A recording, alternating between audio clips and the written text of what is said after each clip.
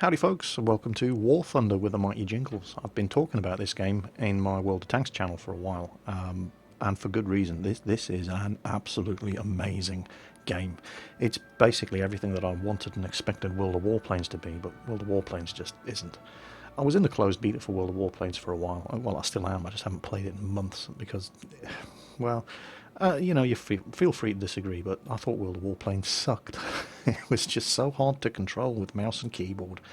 The balancing, the matchmaking was horrible. It was just so much of a missed opportunity. War Thunder, on the other hand, very, very similar to World of Warplanes and World of Tanks, except obviously it's aircraft instead of tanks, gets everything right.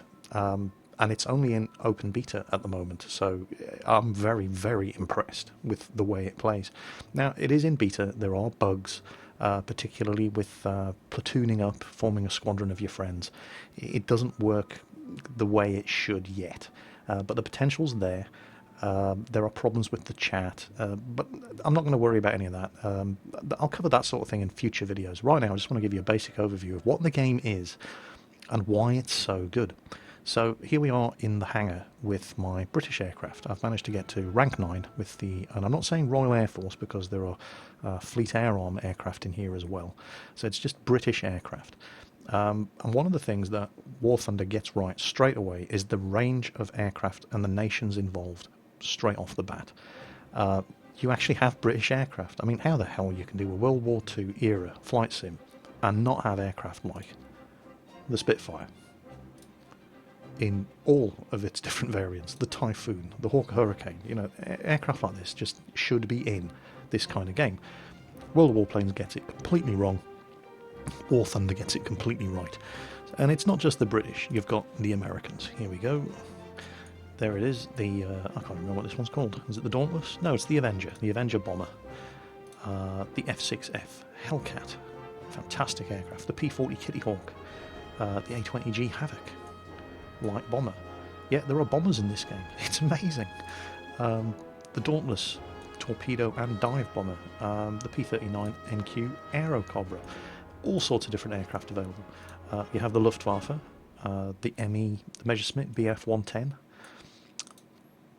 Of course, you couldn't have the Luftwaffe without the ME-109, which is a fantastic fighter aircraft. The utterly iconic Junkers Ju-87 in all of its different variants, the Stuka dive bomber. It really sucks early on in the tech tree, but it gets really, really good later. The Germans also have some Italian aircraft. There's an entire line in the German tech tree which is just Italian aircraft. There's the MC-202. There's also the S-79 Italian bomber. Speaking of bombers, the Junkers 88. Fantastic little medium bomber here. They also have the Heinkel HE-111, all sorts of stuff in. Soviet Army aviation. Russians get lots of very good bombers and ground attack aircraft. There's the PE-2 Peshka, the Tupolev 2, Tu-2, Ilyushin 4. Great stuff. And fighters, of course. Let's not forget the Yak-7B. And of course, you couldn't have the Russian army without the Sturmovik, the Ilyushin 2. Fantastic aircraft. I've shown you the Brits already, and of course there is always the Imperial Japanese Navy with the Zero. There's the float plane version of the Zero. All the different variants of the Mitsubishi Zero were in there, and all the other famous Japanese aircraft.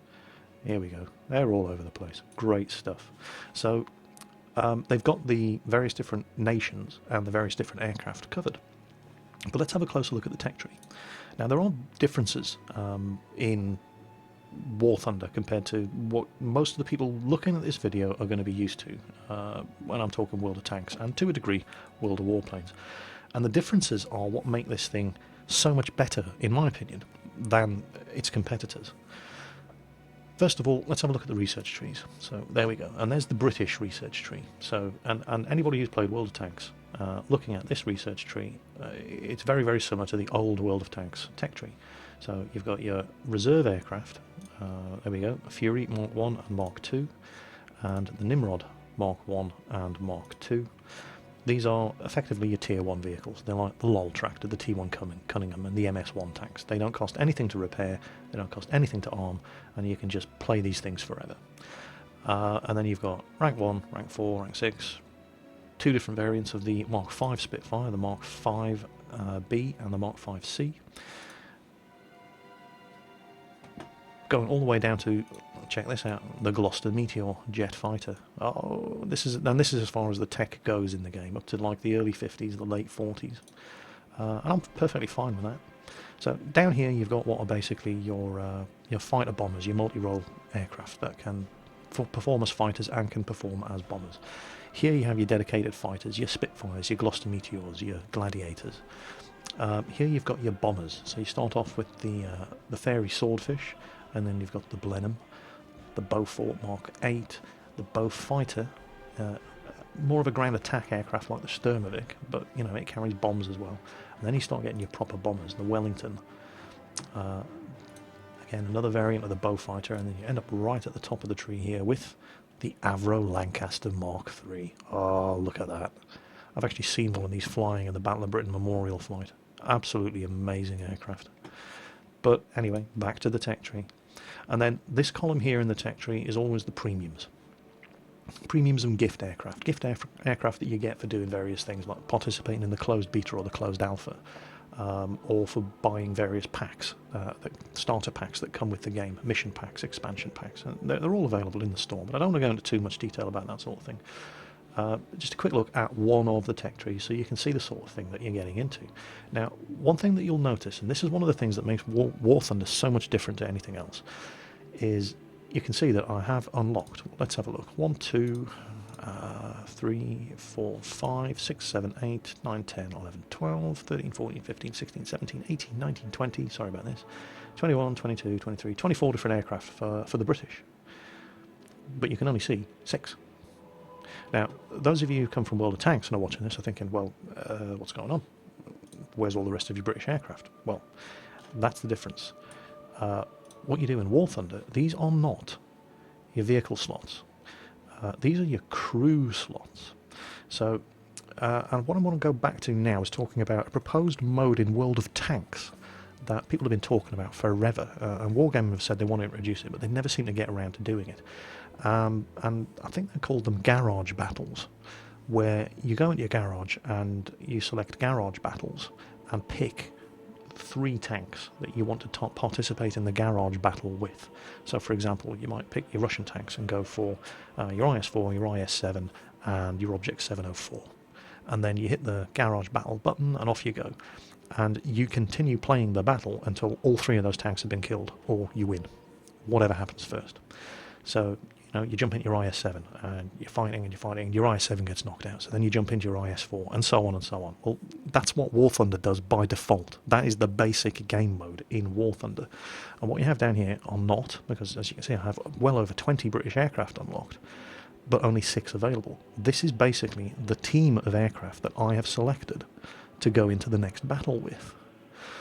And leading on from that, another thing that this game does so much better than the obvious competition, World of Tanks and World of Warplanes, is with the crews. These are not aircraft slots, these are crew slots. You can even see the next button, Recruit Crew, 500 gold. A quick word about the endgame currency, and you'll be completely used to this if you play World of Tanks. Silver Lions are your credits, your silver, and gold Eagles are your gold. So 2 different currencies. You start off with, I think it's 3 aircraft slots or crew slots available, and 1 spare that you can pick an aircraft to fly in, and then you have to pay credits for the next 2, and then you start paying gold further on. So as you can see here, I've unlocked 6 crew slots, which means I can queue up 6 aircraft to go into the next battle with. Now, crew slots, very important. You see, here's my Wellington Mark III, and when I click on that aircraft, a number of buttons pop up, and we have armament, crew, pick a different aircraft, go for a test flight, or have a look at it in the hangar. So, weapons. Now, you'll see that each aircraft has its own XP bar, and the Wellington Mark III is my latest aircraft. It's a Tier 8 British bomber, and you can see I've already earned 93,000 XP on this, and the weapons available depend on how much experience the aircraft has. So the default weapon loadout, which you can see here, is the various different turrets, 4 different turrets with 7.7mm Browning and Vickers machine guns, and then 10 250-pound bombs. Now, by earning how much? I can't remember. I think it's 38,000 experience on that aircraft. You unlock new engines, so slightly more powerful engines. I think they give you an extra 50 horsepower. With 96,000 XP, and I'm nearly there, I'm at 93,800, I can unlock polishing the fuselage to reduce air resistance. I've already unlocked SBC pylons, which allows additional 250-pound bombs, which has unlocked the second weapon selection slot. 18 bombs instead of 10. And I've also unlocked the MBC pylons, which allows the installation of 500-pound bombs, so bombs that are twice as powerful as the default loadout. Now, obviously, they're twice the size, so you can only carry half as many, so 9 of them. But some of the ground targets in the game can only really be cracked realistically by heavier ordnance. So bunkers and pillboxes, for example, you need more powerful bombs. These 250-pound bombs are fine for taking out tanks and artillery and anti-aircraft. But some of the bigger targets you really, really need bigger bombs for. So that just expands the range of options. And I don't have to pick which ammunition loadout I'm going to go for until I see which battle I'm going to be playing. So it just gives you a range of tactical options. So now going back to the other button, View Crew, and this is the important thing. Now, I don't want to dwell too much. I'll save this for a future video. I don't want to dwell too much on talking about the various different crew skills. They are all pretty important. You can see this bomber crew is actually quite good. The pilot skills are all maxed out. The gunner skills are pretty good. The ground service skills are pretty good. But don't worry too much about these. This is the important thing, the qualification tab. Now you can see, let's just go back to World of Tanks, for example. The crew that I have, for example, say you've got a Tiger Tier 7 German heavy tank. And you unlock the Tiger 2 by playing the Tiger. So you go and you buy yourself a Tiger 2, and you think, well, I want to buy it without crew because I want to put my Tiger crew, because I've got a good crew in the Tiger, and I want to put that in the Tiger 2. So you send them away on regimental training course, and you pay money for that because, you know, that makes sense. You have to train them to drive a Tiger 2. But they immediately forget how to drive a Tiger. Right? You can only ever use them in the Tiger 2. If you want to put them in another tank, you have to pay to train them again. And then they forget how to drive the Tiger 2. So that's a real pain in the arse in World of Tanks.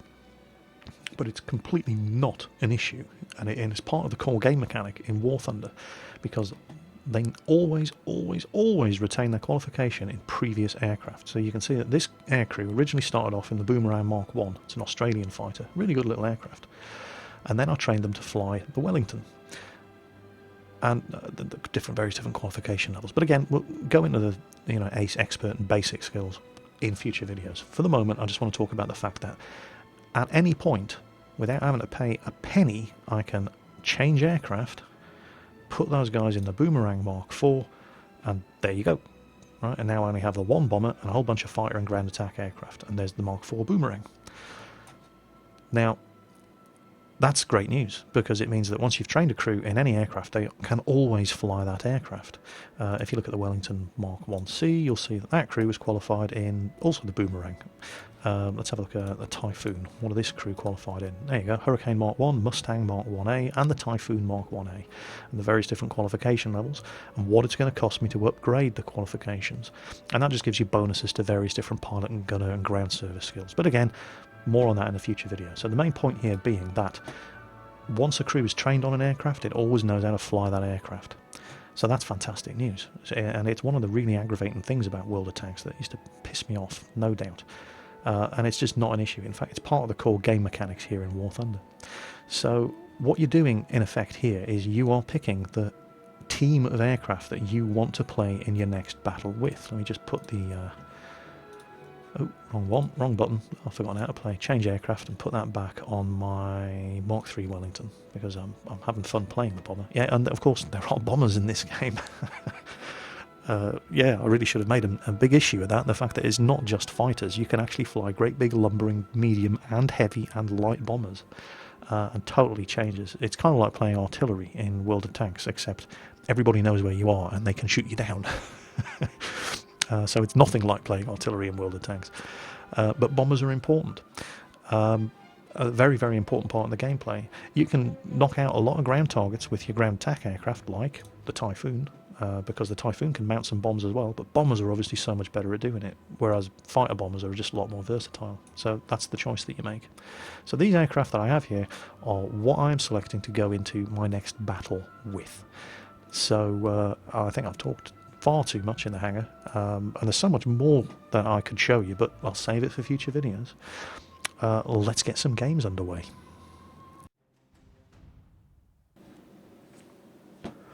Right, here you go, first game. Oh, right, it's Pearl Harbor, Grand Attack mission. So I've selected the bow fighter and loaded a torpedo.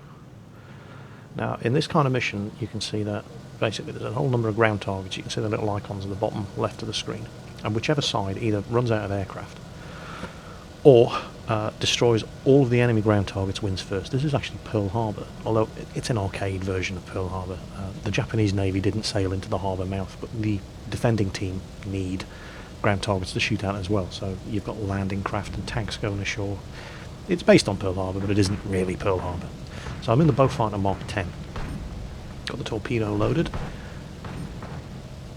I'm going to go for one of these destroyers. Now you can take out a destroyer with bombs, but it usually takes a couple. Carriers takes a couple of torpedoes, but a torpedo will one-shot kill a destroyer. And there you can see, there's the torpedo aiming icon just came up, and you have to be at the right altitude and the right angle. And oh, there's somebody on my ass. I can see daylight through my wings. Torpedo away, got him. My tail gun is opening up. Now I could switch to the tail gun turret. Well, actually, it's a dorsal turret, isn't it? Or is it a ventral turret? Oh, I can't remember. I could switch to the turret myself, but I'm trying to steer. If you look, you see there's a little icon popped up just over to the left there that shows me the damage to the plane. My control services are shot to shit, and it's all I can do is to keep this thing in the air. So whoever's on my tail has done a good job. And whoa! I'm lucky to get away with that. See this thing wallowing in the air. It really doesn't... Oh, I'm not going to get away with this. Torpedo's reloaded. Arcade version of the game, obviously. You don't get mid-air reloads when you're playing in realistic mode. And I couldn't put it to use, unfortunately. Shot down by a Focke-Wulf 190 D13. That's a good aircraft. Okay, next up, let's go for the Typhoon. I've got two 500-pound bombs on the Typhoon, and the Typhoon Mark 1 comes with 12 machine guns, so it's a very, very capable fighter bomber. I don't play it that much, though. Generally speaking, normally this mission I would have been in the Wellington, but and I'll say it's something I want to save for a future replay, because watching a Wellington do its thing is not that exciting. So I wanted to show you, the good stuff in the first War Thunder video. I'll show you bombing in another video in the future. Proper high altitude bombing. Oh, I hit that guy. Pull up. Oh wow, and he went down. So, right, let's find a ground target. Something I can actually use the bombs on. I'll use the machine guns on things like anti-aircraft guns and artillery. Double strike, extra XP instantly for that. And bombs on the destroyer. Bombs away. Oh, far too low. What a derp. Look at that, I flew right into his mast. Well, that was an expensive way to deliver two bombs to the target, but yeah, one destroyer for a fighter, it's probably a fair trade. Well, who am I kidding? Of course it isn't. Right, screw this. Enough derping around. We're going to lose this, by the way. We still have 21 ground targets to kill. I don't know what my team are doing, but they only have to kill 4. So I'm just jumping into a Spitfire, and I'm going to try and delay the inevitable. I'm trying to shoot down as many of their bombers as I can. We're going to lose. The progress indicator at the top of the screen just showing how many ground targets are left on each side. Try and get this Ilyushin 4 bomber. A couple of hits. Oh, check that out. The Spitfire Mark 2 is such a great machine.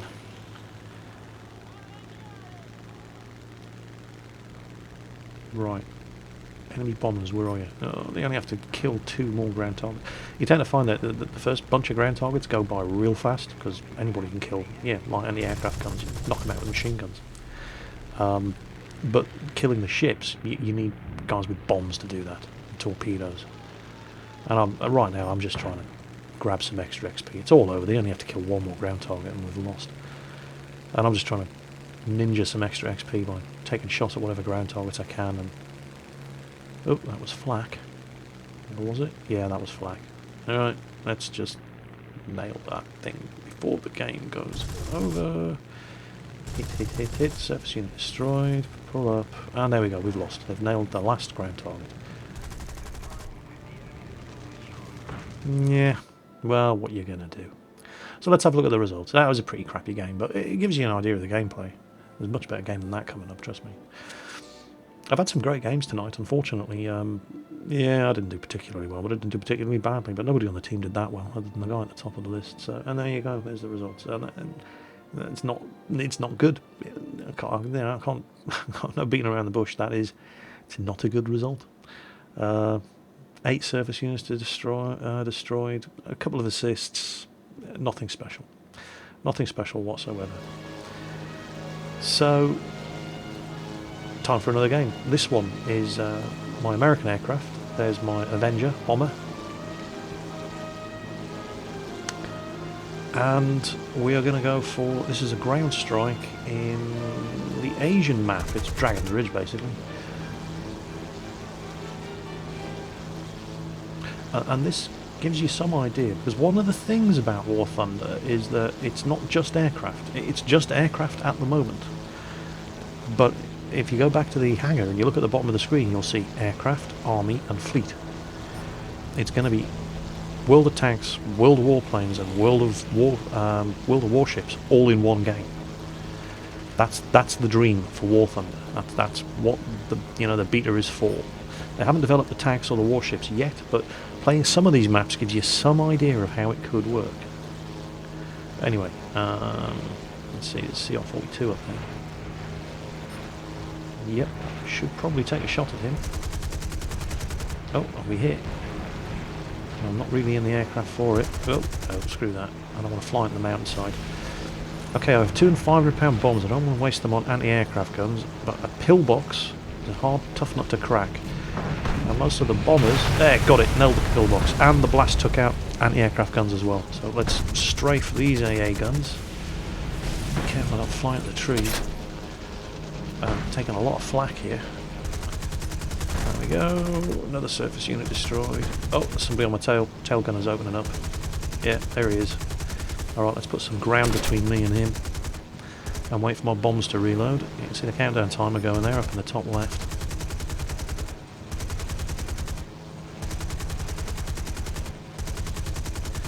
Can't get this guy off my tail. So I'm switching to the rear turret. He's only in a pea shooter. I'm trying to take him out manually, but of course I'm not looking at where I'm going. So at some point I have to switch back to... Oh, I'm taking hits here. Come on, take this guy out. Take him out. My bombs are back up. Can I at least get my bombs off before I get shot down? Maybe not. My tail gunner's hitting him. Get those bombs away. Oh, I'm taking damage. Double strike. 2 more surface units destroyed. This... Oh, it wasn't the pea shooter.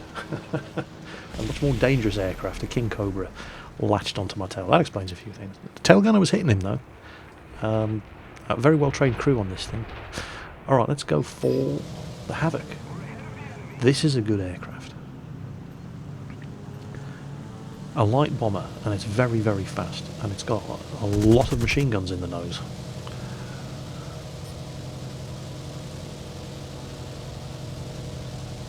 Nobody really seems to be going for the ground targets in this mission. Everybody's just derping around, shooting at each other. You know, that's fine.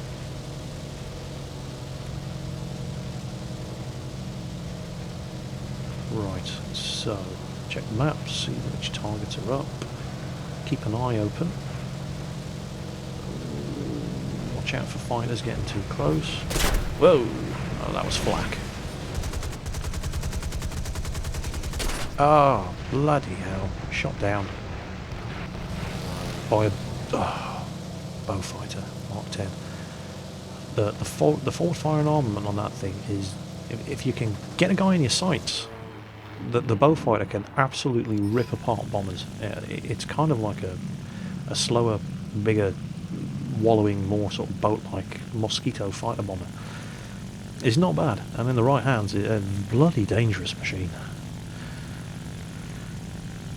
So, what are we in now? F4 Wildcat? And I do have two, I think they're 500-pound bombs on the wings of this thing. It's a good thing about the Americans. All of their fighters, once you've unlocked enough XP on them, can carry bombs as well, which just makes them very, very versatile. Although they tend to rely on machine guns a lot more than cannons. Oh, it's my Avenger.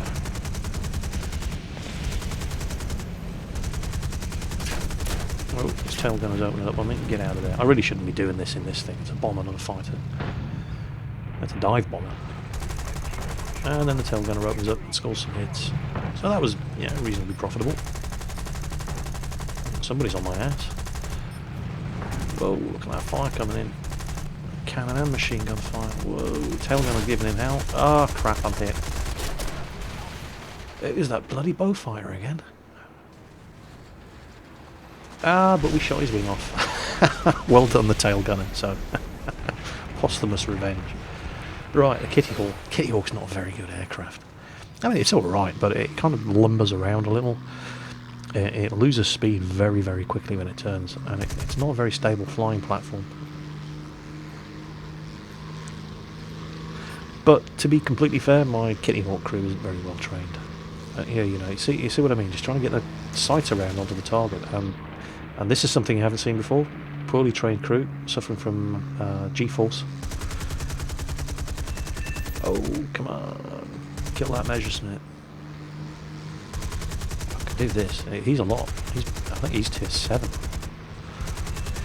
Yeah, shot him down. Sweet. That was a good kill.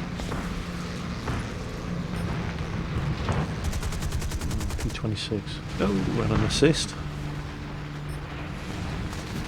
Another P26. There's a lot of these buggers around. Oh, need to check my fire. I don't want to hit a friendly. It's easy to do that in this game. Oh, and he's down. Oh, I didn't actually hit him, however. Shame, could have gotten an assist. Oh, bleeding off the speed. Need to stay up. It's very easy to run into the trees when you're flying around the mountains on this map. How are we doing for ground targets? Oh, we're actually doing quite well. Somebody's actually trying to play the game.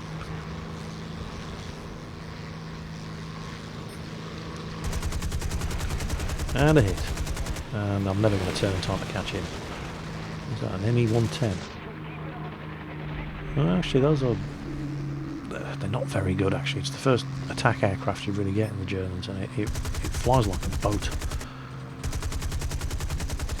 Oh, crap. Oh, took some hull damage there. Oh, tail... Oh, I hit him. A Brewster Buffalo. Oh, crap. Pull up, pull up, pull up, pull up, pull up. Jeez, that was close. Right, let's not hang around. Got an assist on him. Oh, an air assist streak. 3 assists in a row. Oh, this is going to be bad. Oh, there goes the Kitty Hawk. But that's the joy. Oh, yeah, that was a Mark 9 Spitfire. I think it was rank 10. Anyway, okay, next. And then this is the you know, what makes the game so good. You fly, you pick an aircraft, you get shot down. Somebody gets a lucky crit, kills your pilot in a head-on pass, and you barrel straight into the ground. That happens in World of Tanks. It's like, oh, great, back to the garage, pick another tank. In here, you just jump into another aircraft. You can still get good amount of XP from the game, even if you derp around like I've been doing and get your aircraft shot down. So here's my P63 Aerocobra. I haven't played this one much either, and again, it doesn't have a very well experienced crew. They're not that well trained. The teams do it all right. The enemy team just don't seem to be going for the ground targets. Well, okay, fine.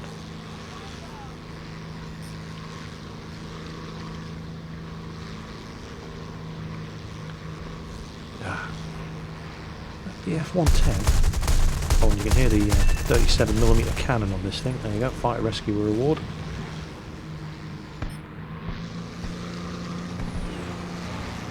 Engage military throttle. Take this guy out, and oh crap! Oh, that was a bit of a derp moment. I'll edit that one out. We'll pretend you didn't see it. All right, let's get the Wildcat up. Proper fighter. Not that the Aircobra wasn't a proper fighter, I was just kind of really sucked. That happens a lot to me in this game. It's one of those things I really need to watch out for. I'll kill somebody and then he flies into me.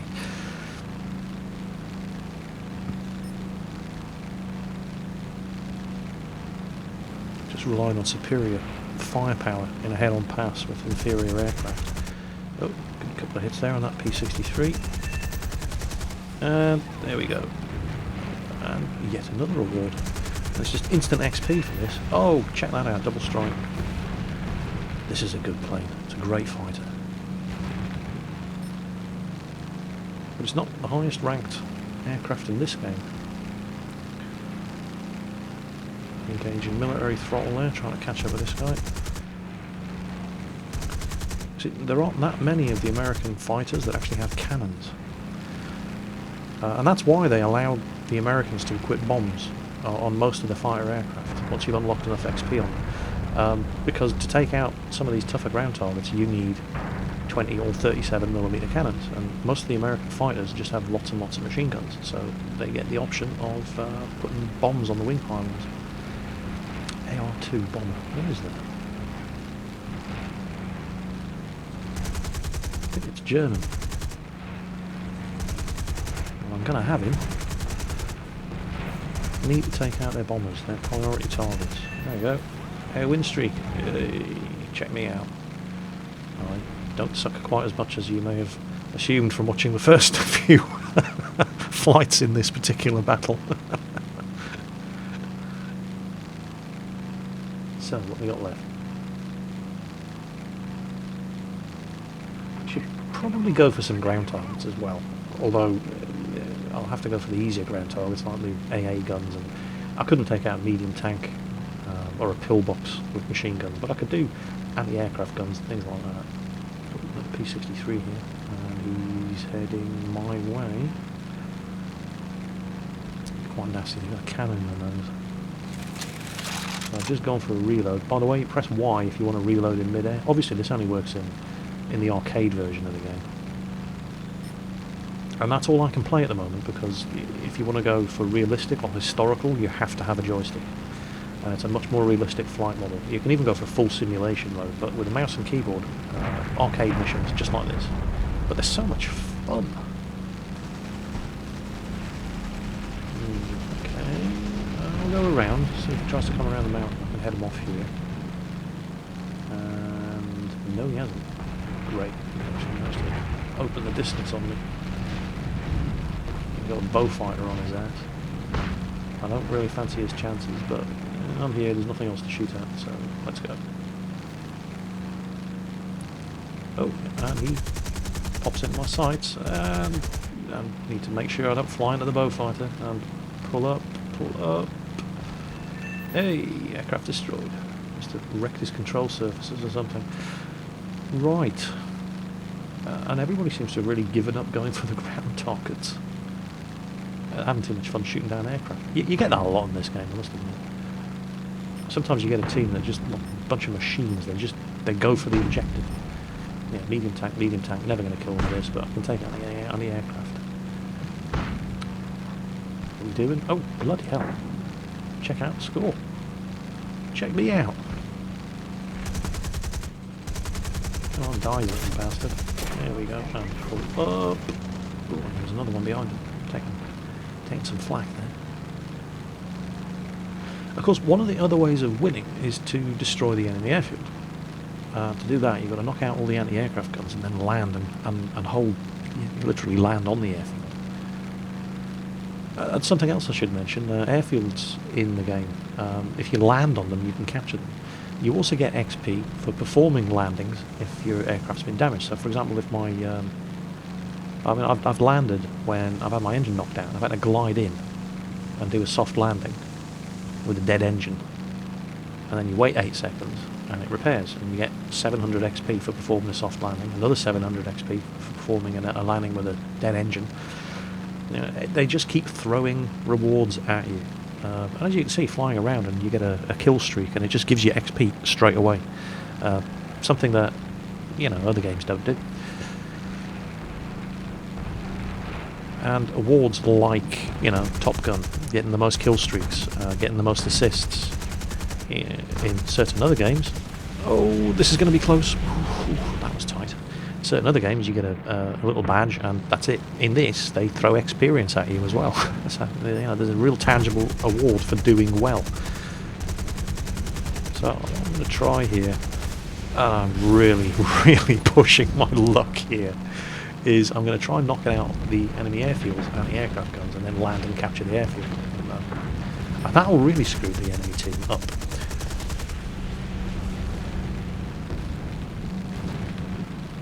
Notice these airfield defence AA guns don't count towards the ground targets. Oh, flak. Took a hit there. Whoa, whoa, come on, get your nose up, get your nose up! What? Oh, jeez. Ground win streak. More XP. Good stuff. Oh, what's happened? It suddenly, it's really, really, really struggling to... It's handling very... Oh, ooh, I'm really pushing my luck here. I'm not going to get away with this. I'm really struggling to get keep the nose up. The speed's alright, but I don't understand what's going on. Do they have any more anti-aircraft guns? Oh, look at that. I'm just like I'm dropping out of the sky. Got them all. And, oh, something's gone wrong. Controls aren't responding. Can't pull up. And I flew into the mountain. And there we go. The final blow. Fighter award. The on-hand award. The enemy team just lost all of its aircraft. Not bad at all. Right, let's have a look at the results of that little bugger.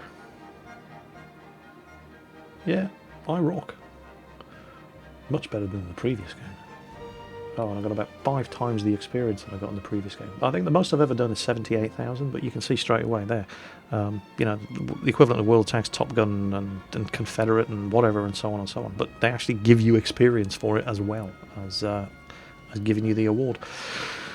So, yeah, War Thunder. What can I say? What a game. I really, really, really love it. You can obviously see that they've looked at other games like, you know, World of Tanks, World of Warplanes, and they said, yeah, there's some good ideas there, and we like the way that works, but we can do better than that. And they're not quite there yet. It's still only in beta. There are bugs, as I mentioned earlier, and I'll cover more details on that in future videos. But seriously impressed with the quality of the actual game itself. The interface has some bugs in it, but when you get into the game, well, as you've just seen, it is amazingly good looking. The graphics engine is superb. The physics engine, the whole flight modelling, everything spot on. I am no propeller head, but once my joystick arrives, I'm going to have a go at more realistic flight models and see what those are like. Try the historical battles. There's just, I mean, all I've shown you is one small part of the game, just the arcade battles, which is the main meat and bones of the game as far as most people are concerned. And it's been just so impressive. So there will definitely be more War Thunder videos coming in the future, and I cannot recommend this game enough. Get out there, try it out yourself. It's free to play. Yeah, it's like World of Tanks. It's free to play, but you can and will spend money on it. I've spent a fortune. But more of that to come in future videos. For now, I hope you've enjoyed this preview of War Thunder, and I hope it's whet your appetite for more in the future. As always, take care on that battlefield, and I'll catch you next time.